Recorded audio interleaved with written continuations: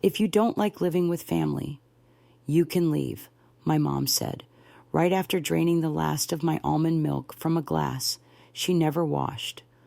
What she didn't mention was that I had paid over $900 in monthly bills to keep that roof over all our heads, hers included. I remember gripping the edge of my kitchen counter that night, trying to process how the same woman who once braided my hair before piano recitals could now treat me like an unwelcome tenant in my own home. My name is Tori Kelly.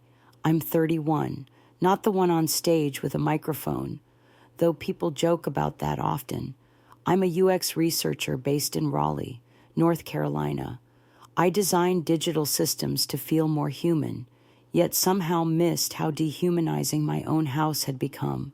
For years, I had lived alone in my 2-bedroom condo just outside downtown, a peaceful space with gray walls, clean lines, and a small balcony I turned into an herb garden. I worked remotely for a healthcare tech firm called Align Point. It was stable, fulfilling work. I made good money, not flashy, but solid. My condo was fully paid off by age 29, thanks to careful budgeting and 0 vacations. I was proud of that. My family, on the other hand, was different. My parents, Leslie and Raymond, were high school sweethearts turned small-town dreamers. After the closure of Dad's print shop and a string of medical bills from Mom's rheumatoid arthritis, their finances had crumbled slowly, like wallpaper peeling from age. My younger sister Shelby had 2 kids and an on-again, off-again partner who always meant to get a job. I was the stable one, the responsible daughter, the "you're so lucky to have it all figured out, girl." Last year, when their rental home in Clayton was sold and they had 45 days to vacate, I said the thing I thought any decent daughter would say: "You can stay with me until you get back on your feet." I meant it, and I meant temporary. At the time, Mom clutched my hand like I'd just thrown her a lifeline. "Just for a few months," she whispered, "until we find something else." I nodded. Of course, it started fine. We made charts. We labeled shelves. Shelby stayed only on weekends with her kids while visiting from Asheville. Dad helped replace the broken garbage disposal. Mom cooked on Tuesdays and Thursdays. I rearranged my guest room into their sleeping area and turned the hallway nook into a play space for the toddlers. The first few weeks had a strange coziness to them, like playing house as an adult. For once, my condo wasn't silent. But then, the plan dissolved, slowly, subtly, quiet like mold. Dishes started stacking in the sink. The grocery bill doubled. My oat milk disappeared mysteriously every week when I gently asked about rent or even a utility contribution. Mom frowned. "You make 6 figures. Tori, don't start counting pennies on your family." The moment I started counting pennies was after my work computer crashed during a system update. I had to cancel a crucial stakeholder presentation because my niece had unplugged the router during nap time and then chewed on the power cable. My boss, Elena, didn't say much, but I could hear the disappointment behind her eyes in every paused sentence. I stayed up until 3 a.m., rebuilding the entire deck just to prove I wasn't slipping. I hadn't realized I'd already begun the slow slide down. Weeks turned into months. Shelby started arriving Thursday nights instead of Fridays. The toddlers colored on my linen sofa with permanent marker, and no one apologized. My AirPods vanished. My dad drilled a shelf into my living room wall, crooked, unrequested. Mom reorganized my pantry while I was on a work call. My almond milk, again, vanished. But I stayed quiet, because every time I brought up boundaries, I was met with passive-aggressive guilt. "We won't be here forever," Mom would say. "Or worse, if you don't like living with family, you can leave." That sentence kept looping in my head like a curse I couldn't unhear. I remember standing in my own shower, water running cold, because Shelby's boyfriend had taken a 40-minute mental reset in there before work.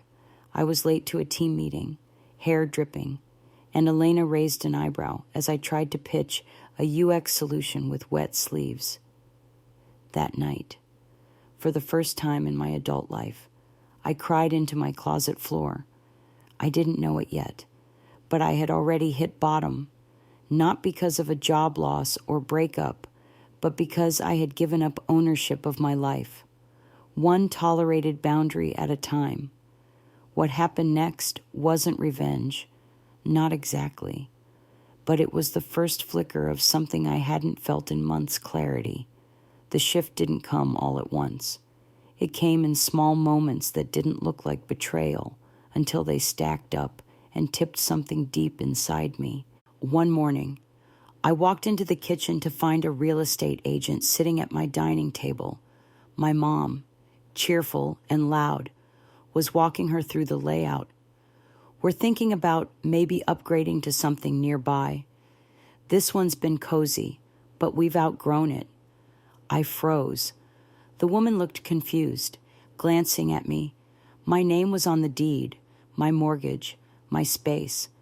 I smiled politely, nodded, and left without saying a word.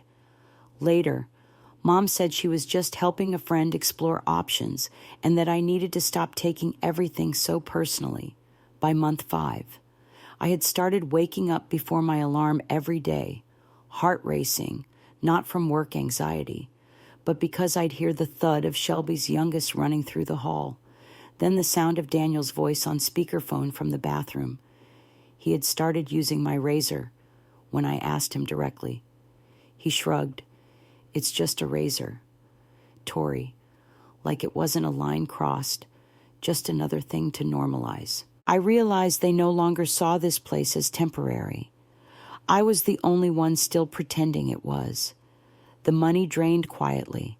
Groceries became a blur of brand-name snacks, and we need more of this. Tori Post-it notes stuck on the fridge. My electricity bill had doubled. The heat stayed on high. Even when no one was cold, Mom started leaving lights on all night, saying she couldn't sleep in full darkness. I got used to brushing my teeth in the dark to conserve what little peace I could keep for myself. I stopped ordering fresh flowers, something I used to do every week to make the space feel warm. They'd always be moved or replaced by loud plastic arrangements Mom found at yard sales. My minimalist home began to look like a crowded thrift store. Work became my only safe zone, but even that was crumbling. Elena pulled me aside after a team review. You're missing touch points. You're behind on 2 prototypes. This isn't like you. Tori. I nodded, apologizing. I didn't mention that I'd spent the night before cleaning vomit out of my hallway rug after Shelby's toddler got sick and no one else thought to handle it, or that I hadn't slept more than 4 hours in weeks, or that I had started eating lunch in my car just to hear silence. I tried again to have a conversation with my mom, calm, kind, clear. I made coffee. I brought printed suggestions, rental listings, a budgeting worksheet, even a calendar of local open houses. I had even called a senior housing coordinator who said she could help. I thought she'd see that as love. Instead, Mom looked at the papers like I'd handed her an eviction notice. Are you seriously asking us to leave? She said. After everything I gave up for you growing up, she didn't shout. That would have been easier to handle. It was her quiet disappointment that gutted me, as if I had turned into someone cruel. Dad barely looked up from his tablet. He just sighed and said, "Let's not ruin dinner." Shelby chimed in from across the room. Honestly, you've changed since you got this house. It's like you think you're better than us. I wanted to scream, but all I could do was whisper, "This isn't what we agreed on." That night, I made a list, not a budget or a plan, just a quiet accounting of everything I had lost since saying yes. My peace, my focus, my space, my health. I had stopped playing guitar. I hadn't journaled in months. I hadn't had a real conversation with a friend that didn't include the phrase, "I'm just tired." The worst part wasn't what they were doing. It was how I had slowly disappeared to make room for them. The final spark came when I found my backup work phone buried in the toy chest, battery dead, sticky from juice. That phone had 2 client recordings I hadn't uploaded yet. One of them was for a pilot project I had pitched for months. I cleaned the phone in silence, went to bed, and stared at the ceiling until 3 a.m. I was no longer living in my home. I was surviving in a space I paid for, surrounded by people who acted like they owned it. The next morning, I called Elena and asked for a mental health day. She said yes, without hesitation. That day, I sat in a library with a notebook and no distractions. I didn't write plans. I wrote truth, and in doing so, I saw the one thing I hadn't allowed myself to admit. They weren't going to leave. They didn't need to change. I did. The next few days, I stopped asking questions. I stopped reminding them of what we agreed on. I just watched as Shelby installed a playpen in my guest room without asking, as if it was now her permanent nursery. Watched as Mom handed out my address to relatives who began showing up with casserole dishes and folding chairs like it was some rotating family gathering space. Watched as my own bedroom became the only space left that hadn't been rearranged, redefined, or repurposed by someone else. And even that wasn't safe. One evening, I came home early to find Rachel Kyle's girlfriend sitting at my vanity, trying on my earrings. She smiled casually, said, "Oh, I thought these were Shelby's," and walked out like it didn't matter. No one even asked how she got into my room that night. I slept with the door locked for the first time since I bought the condo.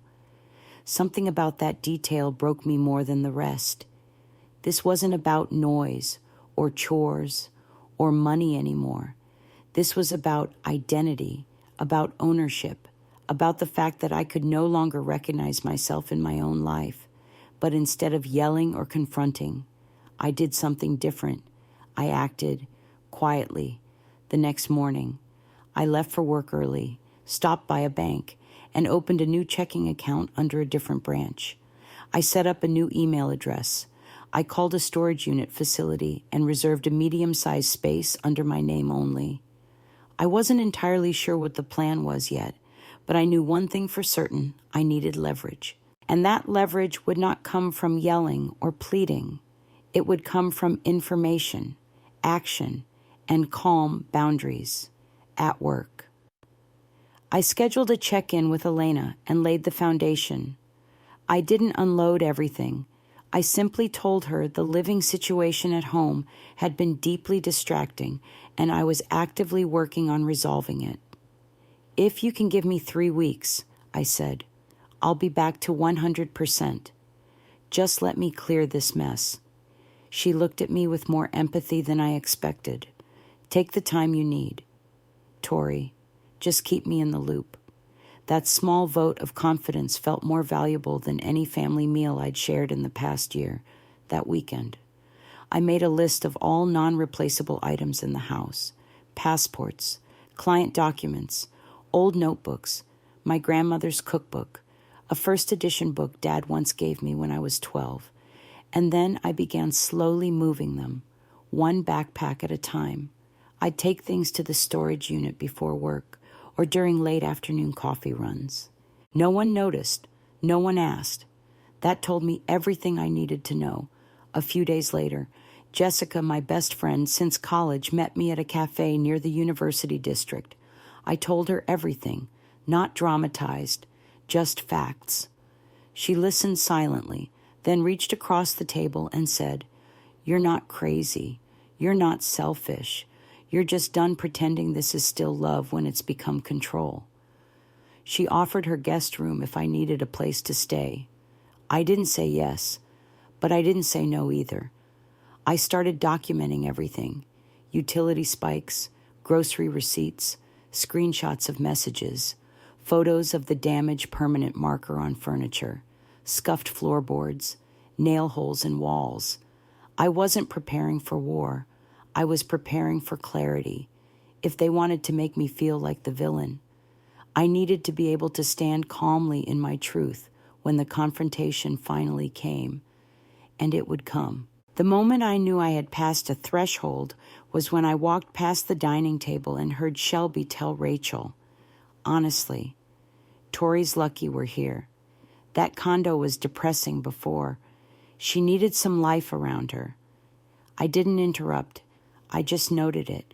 Internally, they had rewritten the story in their heads. I was no longer the one who saved them. I was the one who owed them that night. I wrote one sentence in my journal and underlined it twice: when you set no boundaries. They write your story for you. The quiet strength that sentence gave me carried me through the following week. I reached out to a real estate lawyer named Camille, someone Jessica had worked with during her divorce. We met in a coffee shop, and I explained everything. She didn't blink. She didn't flinch. She just listened and said, "You're not obligated to be uncomfortable in your own home to preserve other people's comfort. We can draft a formal 30-day notice and structure it respectfully. But once it's delivered, it starts the clock." It felt like pressing a detonator and holding your breath. But for once, it was a breath for me. 2 days after I met with Camille, I came home to find a handwritten note taped to my bedroom door. "Rachel's going to need this space for a few weeks. We moved your things to the guest closet. Hope that's okay. Love, Shelby." I stood frozen in the hallway, reading it over and over again, like maybe my eyes were playing tricks on me. But no, it was real. They had touched my room, my private room, without a word to me, inside. The bed was stripped bare. My throw pillows were stacked carelessly by the door. My journals were gone from the nightstand. I found them later jammed into a storage box labeled Tori's old notebooks.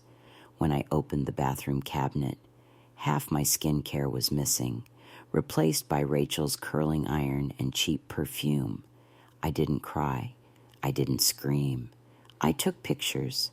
I uploaded them into a folder titled Exhibits. That night, I didn't sleep. I drove to Jessica's and knocked on her door just past midnight. "The guest room's ready," she said without hesitation. I stayed there, numb, for 2 days. I still went to work, still made my deadlines, but I was operating like a machine. My body was present, but my spirit was running backup files. Then on the third morning, I brewed coffee, sat on Jessica's couch, opened my laptop, and emailed Camille one sentence: "Please prepare the formal 30-day notice to vacate." She replied within the hour. "You got it." The envelope arrived 2 days later, crisp and non-emotional.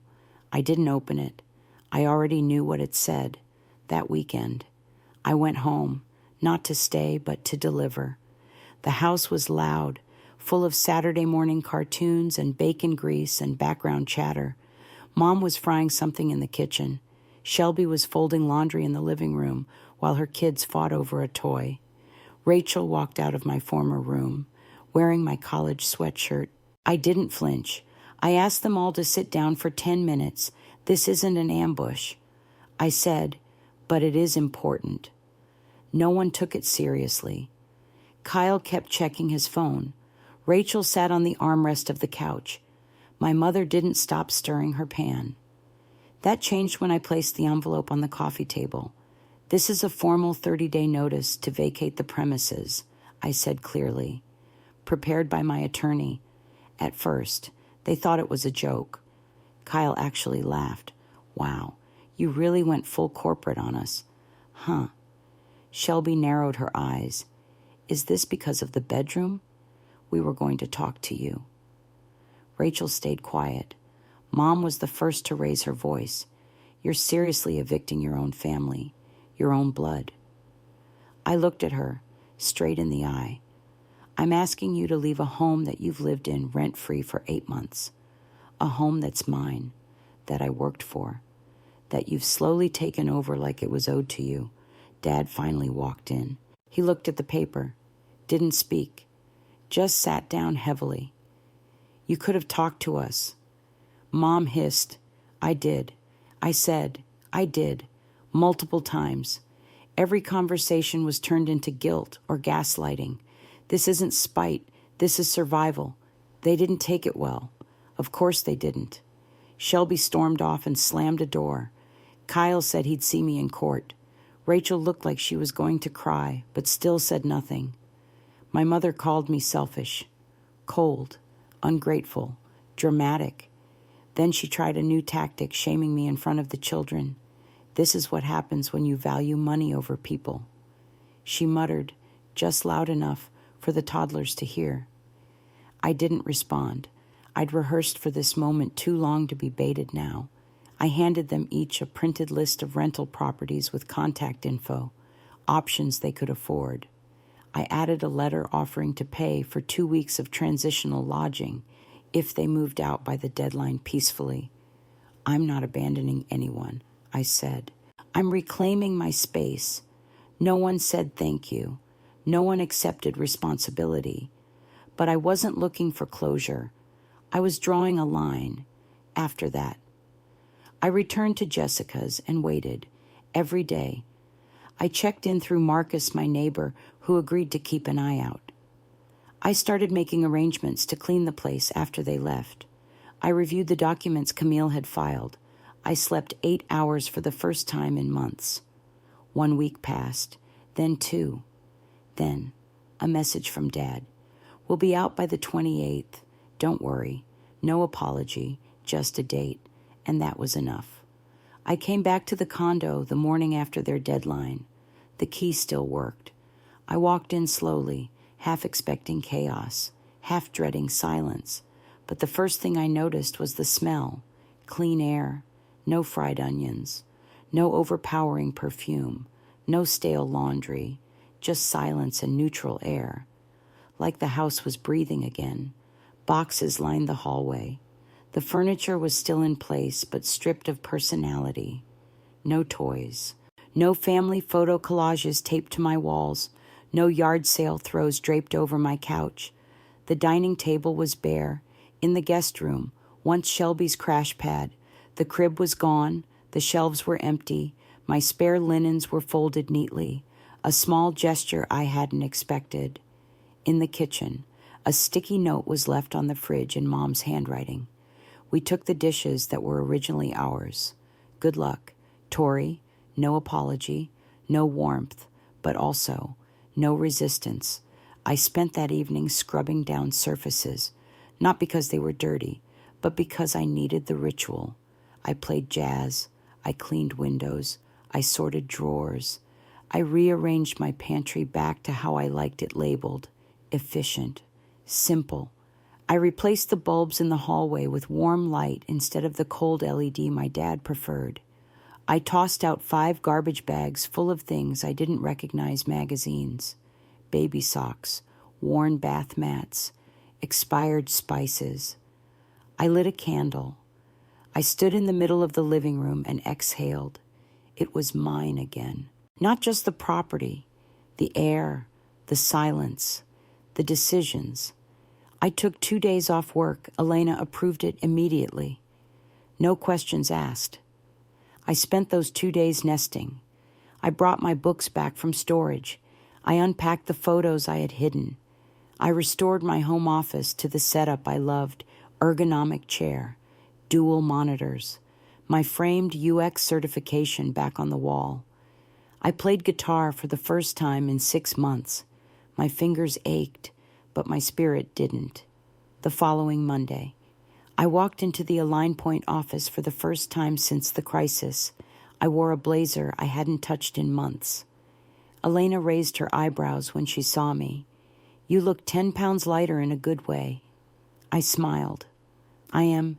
During that week's UX presentation, I pitched a design framework that had been sitting in my notes for months, but never had the mental bandwidth to finish.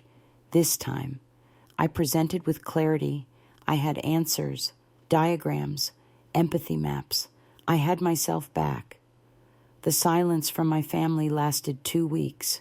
Then a text from Dad settled into the new place. "Mom's still mad. Just wanted you to know we're okay." I didn't reply immediately. I let it sit. I wasn't ready to fold back into old patterns. A week later, Shelby messaged too. Something vague about understanding now and how life on your own is harder than it looks. Still no real ownership, but cracks in the narrative. That was enough for now. I wasn't looking for an apology. I was looking for distance and peace. And I had both. Jessica visited one evening with wine and a housewarming plant. "You did it," she said, raising her glass. "You actually pulled the ripcord." I nodded, and I landed safely. The funny thing about reclaiming your space is that it makes you question why you gave it up in the first place. Not just physically, but emotionally. I had learned how much I was willing to tolerate in the name of family, and where that line became self-destruction. And more importantly, I had learned that guilt was not a foundation for loyalty. Respect was, and if it wasn't mutual, it wasn't love. I started seeing Dr. Leona, a therapist recommended by Jessica. We unpacked everything over weekly sessions, not just the betrayal, but the quiet ways I'd abandoned myself to seem easygoing, to seem selfless, to be the good daughter. Leona helped me write something I never expected to write: a letter to myself. The woman who made space for everyone else, and then slowly made space for herself again. That letter now sits in my nightstand, folded, quiet, but ready when I forget what it costs to stay silent. 6 weeks after they left, I got a voicemail from Rachel. I almost deleted it, but curiosity won. "Hey," she said, voice softer than I'd ever heard. "I just wanted to say, thanks for not completely blowing up. Most people wouldn't have handled things the way you did. Hope you're doing okay." I didn't call back, but I saved the message. Because sometimes the most powerful revenge isn't revenge at all. It's rising without explanation. It's rebuilding without apology. It's choosing peace over performance after everything. You'd think I'd feel triumphant, but what I actually felt was quiet, not empty, not numb, just still. The kind of still that comes after a long storm, when the windows stop rattling and you can finally hear your own thoughts again. I didn't dance around the house or post a finally free selfie. I sat on my balcony one evening, legs tucked under me, and watched the sun set without interruption. That was enough. In the weeks that followed, I became a new kind of busy, not the chaotic, reactive kind I'd known while trying to please everyone. This time, it was intentional, focused. I started meal prepping again. I returned to yoga classes I hadn't attended since the pandemic. I even bought myself fresh eucalyptus for the shower, something I used to do before I let other people's routines swallow mine. At work, the shift was undeniable. My voice returned in meetings. I wasn't second-guessing every word or apologizing for taking up space. Elena called me into her office one Thursday afternoon. "You've been on fire these past 3 weeks," she said, smiling. "It's like we got the old Tori back." I almost corrected her, but no, this wasn't the old me returning. It was the real one emerging, the version I'd muted under the weight of obligation and guilt. She handed me a file for a leadership project, Align Point's new accessibility initiative. "We need someone with your empathy and clarity. Think you're up for it?" I nodded. "I am, and I meant it." Outside the office, I started reconnecting, not just with friends like Jessica, but with parts of myself I'd shelved. I returned to volunteering with the local design mentorship program, I reached out to a few neighbors I used to wave to but never had time to speak with. I cleaned out my social feeds, unfollowing people who only reminded me of obligation, not connection. I even took a short trip to Asheville alone. Just 2 nights in a small Airbnb tucked into the trees. No calls, no checking in, just me, my sketchbook, and a trail map. On the second morning, I sat beside a stream, feet in the cold water, and wrote a single line in my notebook. You never needed to earn space. You just needed to stop giving it away. That became my compass. Then, slowly, family started trickling back in tentatively, like testing the temperature of water they once took for granted. Dad was first. He sent a photo of his new tool bench and a message that read, "Built this myself. Your old precision screwdriver came in handy." It was simple, but it carried weight. I responded with a thumbs-up emoji. 2 days later, he called. We talked for 20 minutes. Not about what happened, just about weather, his new neighbors, and a cherry pie he tried baking. But near the end, there was a pause. Then he said, "I should have said something sooner. You were right to draw the line." I let the silence sit. Then I said, "Thank you. That means more than you know." It wasn't dramatic. It wasn't a full repair, but it was honest, and that was enough to build something new. If we chose to, Shelby came next, though in a less direct way. I saw her tagged in a post by one of her friends, a fundraiser for rent after a temporary layoff. I didn't donate, not out of bitterness, just out of understanding. She needed to figure things out without a safety net this time. That was her growth to own. One afternoon, she sent a photo of her kids drawing in their new apartment. "They miss your cookies." She wrote, I replied, "They're welcome over short visits only." She responded with a heart. No arguments, no guilt, just a quiet truce. But Mom stayed silent. Weeks passed, then months. Holiday cards came late, unsigned. Her absence wasn't loud, it was calculated. The way silence becomes a weapon. I had to remind myself that her discomfort with my boundaries didn't mean those boundaries were wrong. That's what therapy had taught me, that I could love someone and still limit their access. That forgiveness was a door I could keep locked until I decided to open it. And yet, one spring morning, she showed up, no warning, just a knock on the door. I opened it, saw her standing there with a small box in hand, my childhood art projects, some family photos, and an old letter I wrote to Santa when I was 6.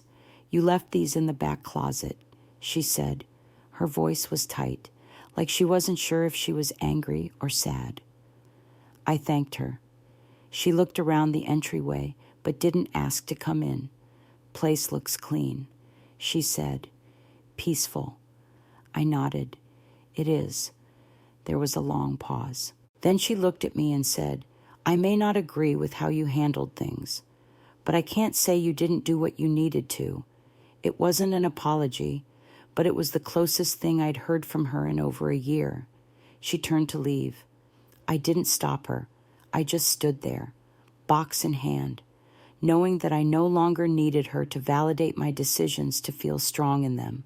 About a month after my mother's quiet visit, something in me shifted, not loudly, not all at once, but like a weight had finally rolled off after sitting too long on my chest. I started sleeping with both eyes closed again, not just out of exhaustion, but because I trusted the walls around me. The peace wasn't just physical, it was emotional. And in that stillness, I began making choices that no longer revolved around guilt or permission. At work, the accessibility initiative picked up momentum. I was leading a cross-functional team, mentoring 2 junior designers, and speaking at industry events, all things I would have declined a year ago, out of fear that someone at home needed something more than I needed growth. Elena offered to nominate me for a National UX Award. I told her yes without hesitating. I knew I deserved it not because I had overcome something tragic, but because I had rebuilt a life after slowly watching it erode under the weight of people I loved. One Friday afternoon, I received a package at the office. No sender name. Just a box with handwriting I recognized immediately, my father's. Inside was a carefully wrapped toolkit, a thank you card, and a photo of the two of us from years ago, fixing a birdhouse together. The note read, "For your next project, whatever it is. I'm proud of you. Love. Dad." I didn't cry, but I did sit still for a moment, looking at the photo, and whispered a quiet thank you to the version of me who never gave up not on them, but on myself. Later that evening, I joined a community event downtown, a design and storytelling night, hosted at a small gallery. I shared a project about rebuilding boundaries through interface design.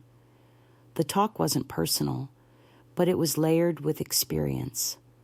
Afterward, a woman approached me, maybe late 40s, tears in her eyes. "I wish someone had told me at your age that it was okay to draw a line, even with people you love." I smiled gently. "It's not easy," I said, "but it's necessary." That moment stuck with me all weekend because something else had changed in me too. I no longer felt the need to explain or defend my story. I had lived it, survived it, and now I was using it not to punish, not to seek sympathy, but to guide others who were still lost in that space between love and silence. Jessica and I started a quiet side project, an online platform for women navigating family dynamics and boundaries. Nothing fancy, no big ads, just stories, resources, and a safe inbox for people who needed to say me too without judgment. We called it Margin for the space we reclaim in our own stories. Meanwhile, my family adjusted in the background. Shelby found steady work in logistics and moved to a small townhouse across town. We met once a month for lunch. No tension, no borrowed time, no babies dropped off without warning, just two adults choosing to reconnect, step by step. She didn't always understand what changed in me, but she respected it, and that was enough. My dad started visiting occasionally, usually with a small repair excuse, like a leaky faucet or a squeaky cabinet hinge. But each visit ended with a quiet sit-down, a simple conversation, and sometimes a sandwich on the porch. He never brought up the past, but his presence made it clear he was rebuilding in his own way too. My mother remained distant, and strangely, I was okay with that.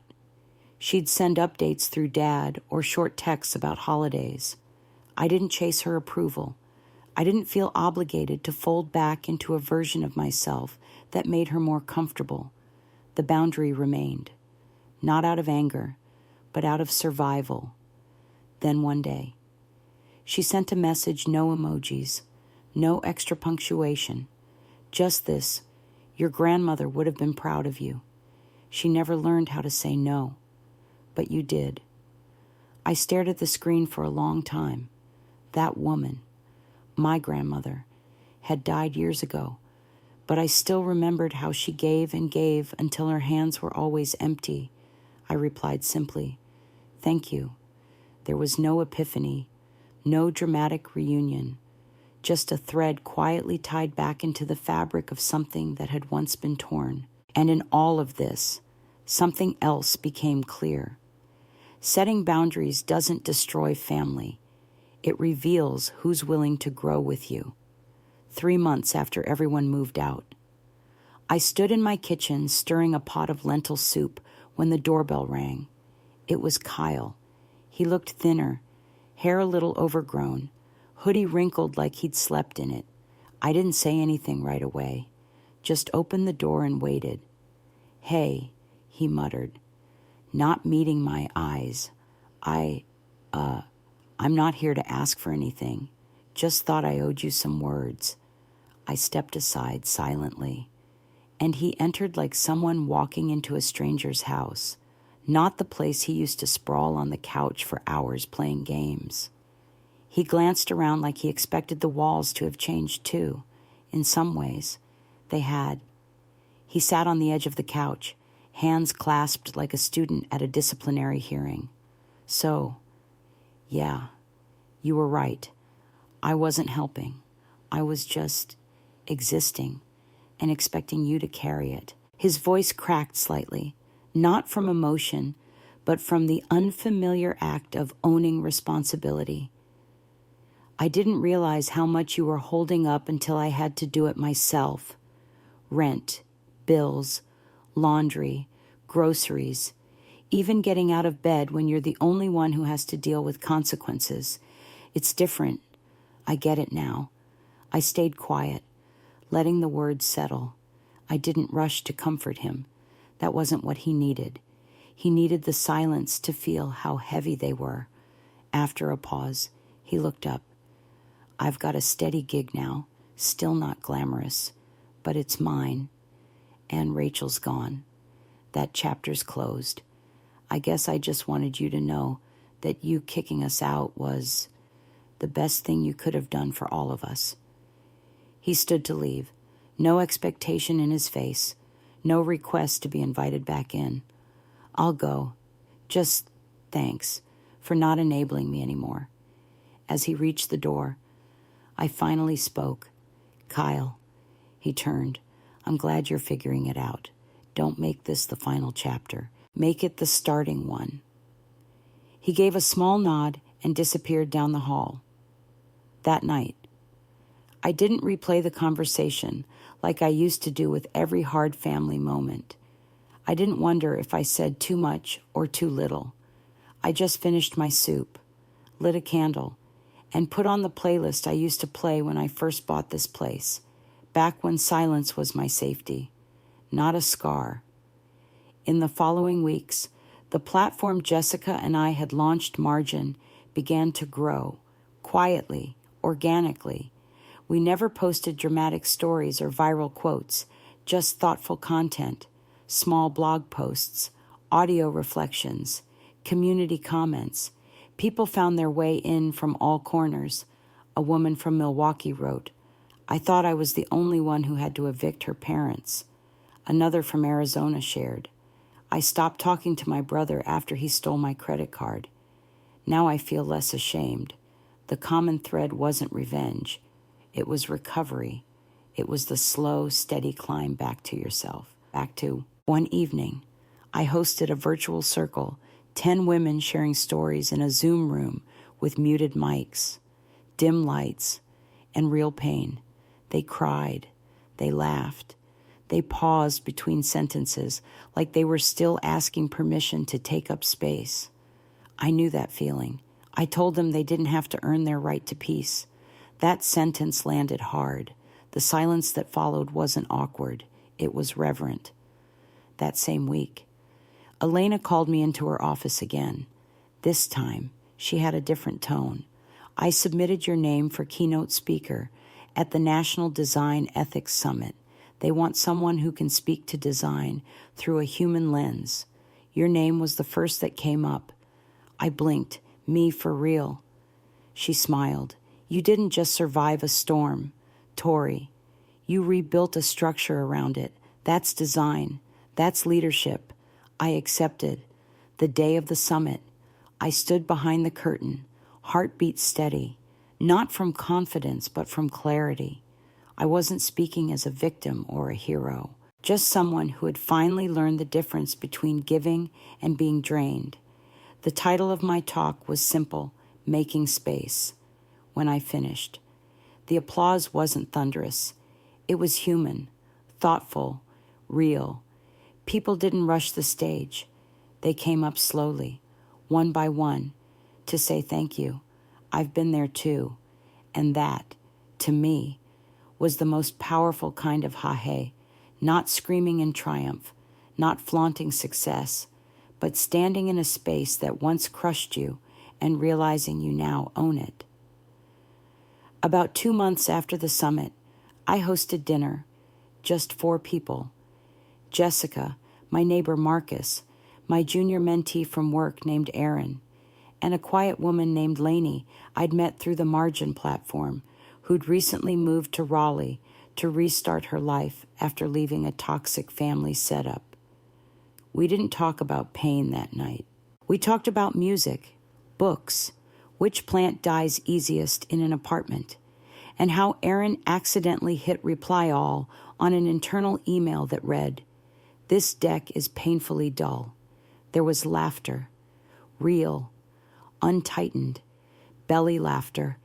At one point, I caught myself standing at the edge of my own dining room, watching my guests laugh under the warm light I'd chosen, on chairs I'd picked, at a table I bought with my own salary. And for a moment, I forgot every version of me that ever begged to be seen inside her own home. The next morning, I received a group text from my mom. It was short. "Family dinner this Sunday. Hope you'll come. We're keeping it small." I stared at the message for a long time, not because I didn't know what to say, but because for the first time, I wasn't afraid of saying no. I replied, "Thank you. I won't make it this time, but I hope it's a good night." She didn't respond, and I didn't spiral. Growth isn't always dramatic. Sometimes it's just a calm text followed by a calm breath. Later that week, I met Dad for lunch. We had made this a monthly thing, ever since our quiet reconciliation took root. He talked about how he was working part-time at a community garden supply shop, which made him feel useful again. "And I don't miss cable," he said with a wink. "Streaming's cheaper and quieter. I actually hear myself think now." We sat outside the cafe, Raleigh's breeze drifting between us like an old friend. He stirred his tea, then looked up. "Your mom's still adjusting. She's proud of you, you know. She just doesn't know how to say it without sounding like she's giving ground." I nodded. "She doesn't owe me anything. Just honesty when she's ready." That was the thing. I had stopped needing apologies dressed up as guilt. I had started wanting truth, even if it came clumsily. Kyle checked in now and then. He sent a photo of his new apartment, not fancy, but tidy. First place I've ever paid for by myself. He wrote, "I told him I was proud of that." He replied, "I'm still figuring out boundaries. It's harder than I thought. But I get it now, why you did what you did. I think I would have broken too, living with me back then. I didn't argue, didn't minimize. I just said, 'Thanks for saying that.'" Meanwhile, Margin continued to grow. We didn't aim for virality. That wasn't the point. It was about safe visibility. People who needed that emotional flashlight in the dark. I started recording short audio essays, 5 minutes each. One was titled "Love Without Permission," another, "Guilt Isn't a GPS," and one that resonated most, "You Don't Have to Be the Hero and the Home." Comments came from everywhere. This saved me. One wrote, "I played this on repeat after my mom blamed me for leaving." That kind of resonance didn't make me feel powerful. It made me feel useful and safe. One evening, I saw Shelby's name light up on my phone. I picked up. "Hey, what's up?" She sounded different, more steady. "So, Micah drew a family tree for class today, and he put your name right next to mine. Said Aunt Tori is the only adult who tells the truth." I smiled slowly. "Smart kid." She hesitated, then added, "I know we didn't always give you that, but I want to now. The truth. I mean, I'm still learning how. Just thank you for not closing the door." After the call, I sat in my kitchen again, alone, but not lonely, and I realized something I hadn't put words to before. This wasn't about erasing family. it was about redrawing the map. And now, the map included space for me, not just as the responsible one, not just as the fallback, but as a whole person with limits, needs, and joy. And maybe that's what healing really looks like.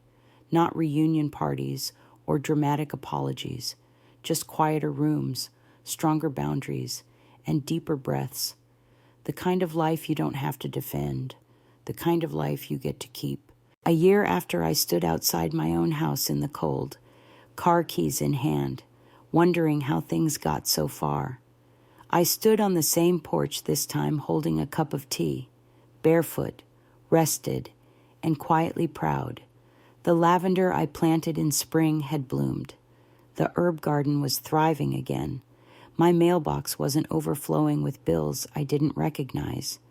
The silence wasn't heavy anymore. It was chosen, and it no longer asked me to shrink for anyone else's comfort. Inside. The house had changed, but not in a drastic way. It still looked like me, but more honest. There were traces of laughter in corners where tears used to sit. My desk no longer carried tension, only tools, the guest room. Now my reading and music space held warmth, not obligation. And my front door, once a revolving entry for people who gave nothing back, now stayed closed by default, opened only to those who earned their way in with respect.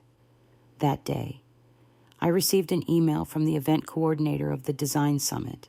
They wanted me back not just as a speaker, but to co-curate the closing panel on emotional sustainability in leadership. I stared at the email, then at the folder beside me labeled Boundary Case Studies. I smiled, not because I wanted to be known, but because I wanted others to know it's possible to break without being broken, to step away without disappearing, to protect yourself without becoming bitter. After lunch, I called Jessica. We should expand margin. I said, maybe a podcast, something gentle, real voices, not just me. She paused, then said, I've been waiting for you to say that. 2 weeks later, we recorded our first episode, just the two of us, sharing what we wish someone had told us before we confused being needed with being respected. We didn't market it loudly, but still. Listeners came. One of them messaged. I played this for my sister before I asked her to move out. For once, I didn't feel like the villain in my own story. That message stayed with me longer than the applause from any summit, longer than the recognition at work, longer than the quiet nods I sometimes got from Dad or Shelby, because it reminded me why I went through all of it without folding, not to win, not to prove a point, but to make it easier for the next person to say, enough. Then, one Sunday morning, the doorbell rang again. I checked the camera. It was Mom, alone, holding a white envelope and something wrapped in fabric. I opened the door but didn't invite her in. She didn't ask. I won't stay long. She said, just wanted you to have this. She handed me the envelope. Inside was a copy of our family's house deed from the home they'd lost. She'd written a single sentence on the back. We never gave you space back then. I hope you'll let us earn it now. The fabric-wrapped item was my baby blanket, clean, pressed, and folded like a peace offering. I nodded. Thank you. We stood there in silence for a beat too long. Then she asked, are you happy I thought about it? Not the Pinterest version of happy, not the vacation post kind, but the real thing. I'm at peace, I said, and I'm not afraid anymore. She didn't cry. She just nodded. That's more than I ever gave myself. I'm glad you figured it out. She left without asking to come in, and I didn't feel rejected. I felt respected that night. I sat down and updated the opening line of my next talk. Originally, it was going to be, sometimes family takes more than strangers ever could. But instead, I wrote sometimes, protecting your peace teaches others how to protect their own. I closed my laptop and walked through my home slowly. Light glowed in the hallway. The couch had an open book on it. A photo of me and Jessica at the Margin launch sat by the record player. I took it all in, not as proof of victory, but as a reminder that healing isn't loud, it's quiet, it's steady, and it doesn't always look like triumph. Sometimes it looks like walking barefoot through your own home and knowing everything in it, including the silence, is yours by choice. So let me ask you something. Have you ever mistaken being generous for being invisible? Have you ever called it love when it was really fear of conflict?